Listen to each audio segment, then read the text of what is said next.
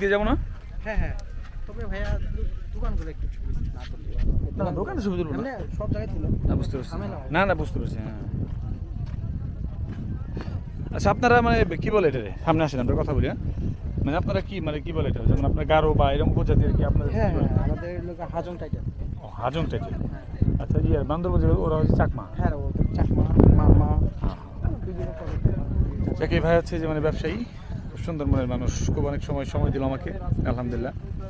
তো ভালো মানুষ পাওয়া মুশকিল। আমরা কিন্তু পাহাড়ি মানুষ থেকে ভয় পাই, অনেক বাজে চিন্তা করি এদের নিয়ে, যে এই করবে সেই করবে, এটা করে ওটা করে। কিছুই করে না ভাইয়া। হ্যাঁ, ওইটা আর কি মানে ভ্রান্ত ধারণা আর কি। দেখ এ হচ্ছে ভাই খুব সুন্দর। এতক্ষণ কথা বললাম এখানকারই একজন উপজাতি ভাইয়ের সাথে। তাদের জীবনযাপন কেমন, কীভাবে তারা পরিচালনা করে, কীভাবে তারা ইনকাম করে, কীভাবে তারা থাকে, সব মানে বিস্তারিত কথা বললাম। সব তো আর ভিডিওতে দেওয়া যায় না, দেখতেও খারাপ দেখায়। এই সেই সোমেশ্বরী নদী। এই নদীর উত্তরাঞ্চলে অবস্থিত সুদূর মেঘালয়, ভারত। দক্ষিণে অবস্থিত সুনামগঞ্জ,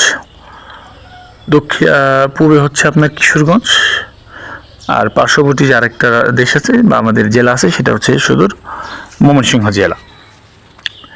এখানে আপনারা যদি ঘুরতে আসেন দেখতে পাবেন এত সুন্দর পাহাড়, এত সুন্দর পানির স্রোত, এত সুন্দর পানির বহর। আর আপনাকে জিরো পয়েন্টে যেতে হলে অবশ্যই নৌকা যোগেই যেতে হবে আপনাকে। আর এখানকার নৌকার আপ ডাউন ভাড়া সর্বোচ্চ 200 থেকে 300 টাকা। আমরা যখন গিয়েছি এত পরিমাণ রোদ ছিল, সামনের সময়টা কিন্তু আরও অনেক বেস্ট একটা সময় আসতেছে, সেটা হচ্ছে বর্ষা এবং বৃষ্টির যে সিজনটা থাকে এই সময়। তবে এরকম পালতোলা অনেক সাজানো গোছানো নৌকা পাবেন, যেটাতে গিয়ে অনেক মজা আপনারাও পাবেন। আমি কিন্তু এত কিছু কথা গুছাই বলতেও পারি না, বলা প্রয়োজনও মনে করি না। ঘুরতে আসি, স্বাচ্ছন্দ্য বোধ করি, সেই সুবাদেই ভিডিও করা, সবার সাথে শেয়ার করা। এখান থেকে এক্সট্রা কিছু পাওয়া না পাওয়ার কোনো আশা আমার মধ্যে নেই বা থাকেও না। সবথেকে মজার বিষয়, এত রোদ ছিল, দেখেন আমার পেছনে আমি ছাতা নিয়ে বসে থাকার পর মনে হচ্ছে আমার গা পুড়ে যাচ্ছে।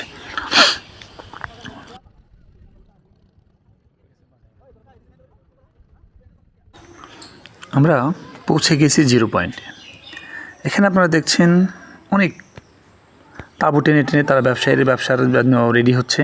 তবে এখানে কিন্তু একটা নিষেধ আছে, সেটা হচ্ছে এখানে যে আপনার বিজিবিরা, আমাদের বাংলাদেশ বর্ডার গার্ডের লোক আছে, তারা কিন্তু এখানে ওদেরকে মানে উচ্ছেদ করার চেষ্টা আছে, কারণ এখানে বেআইনি ব্যবসা তারা করে এবং তারা সরকারিভাবে যদি জানে তাদেরও অনেক ক্ষতির সম্মুখীন হতে পারে।